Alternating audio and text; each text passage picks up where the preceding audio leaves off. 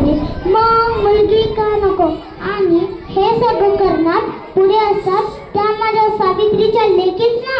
माय मावल्यांना लेकी बहीण तुम्ही शिकलात सवरलात पण नको तेवढं शाणं झालं. फक्त नवरे बदलणे घटस्फोट देणे ही काही श्रीमुक्ती नाही. माझी खरी लेक तीच जी सत्यापुढे झुकत नाही. सावित्री आणि ज्योतिबा पुढे अंधळेपणाने माता टेकत नाही. सावित्री शिवाय ज्योतिबा, ज्योतिबा शिवाय सावित्री समजून घेताच येणार नाही. विचारांची ही जग एकटी नेता येणारच नाही. शिक्षण माणसाचं तिसरं डोळं आहे.